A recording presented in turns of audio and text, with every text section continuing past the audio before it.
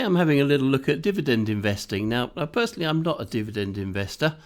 I'm more of a value investor and looking at companies that are long-term that are profitable and growing, and that's more for me. And I really look at a dividend as being a bit of a bonus.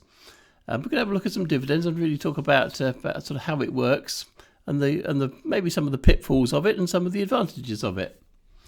So probably the great advantage of dividend, it means that on an annual or biannual basis, a company that's of a good size and paying a regular dividend will pay a little lump of money to you for actually owning the company as a thank you, really. So one of the biggest ones for doing this is British American Tobacco. Now, whether you want to invest in tobacco is up to you.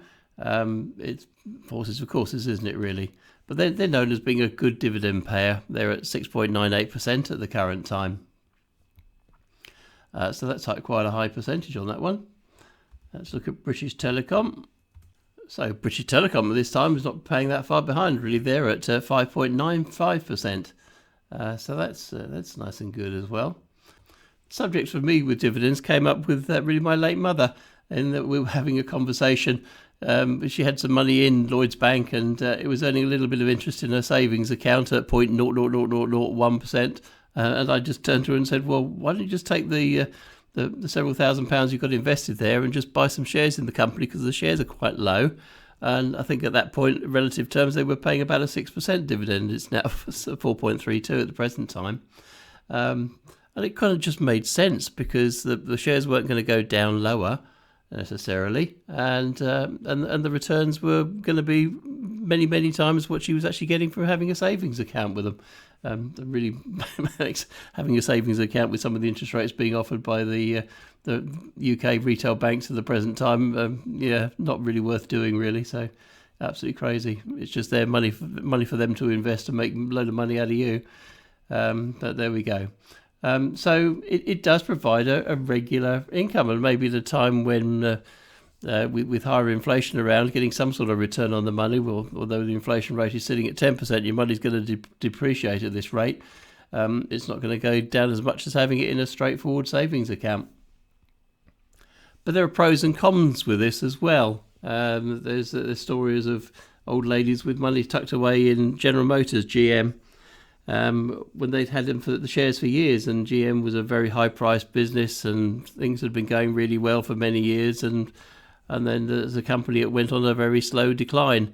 And although the dividend was paid out regularly and a nice heavy amount of money coming out, as a company, they probably really couldn't quite afford the dividend because the company was contracting. And what happened is that although the dividends were nice and healthy, the share price was declining, so actually the value of the shares was dropping away as well. So you could actually be in a situation where you were sitting in a minus every year, just holding the dividend stock. That obviously then works vice versa as well, because if you take in recent years, we go to Centrica, British Gas. Centrica, a massive company, has obviously been paying a dividend for a very long time as well. And the dividend level at the current time is 2%, even though the share price is extremely high. And there have been times where, like British Gas, Centrica and British Telecom have dropped their dividends altogether. British Telecom did a few years ago and then have reintroduced it again. But the share prices and the companies fell really, really low as a result. Whereas with Centrica here, we went down to about 33 pence a share, but with no dividend being paid. But at the moment they bring in the dividend and things are going well again, and gas prices have gone through the roof.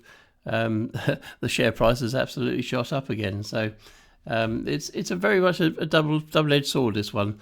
But the idea behind dividends, although the percentages don't seem particularly high, it's like in all forms of investing, it's about compound interest.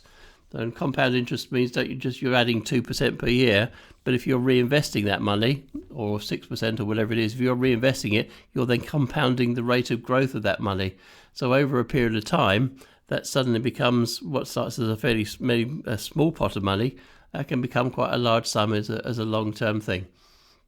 Which is why many insurance companies, etc., when they're investing funds, they like the dividend funds because they know they're going to get a reasonably guaranteed rate of return on their money. So if you are a dividend holder and there are dividend companies you like and want to have a little comment in the comment section below, we'll look forward to hearing them. Today's video is sponsored by Rule Number 1 by Phil Town. It's a lovely, easy read and one of the first books I read getting involved in investing, and shows some lovely, easy ways to calculate the true value of a business and work out what sort of price you'd be looking at to buy a business when it's on sale is the ideal time. So you can click on the Amazon link in the description below, and for $8.99 you can get some great, easy reading as a good way to get started in investing. And clicking on the link also helps support the channel, of course. So if you like the videos, do like, comment and subscribe, and we'll catch up with you again soon.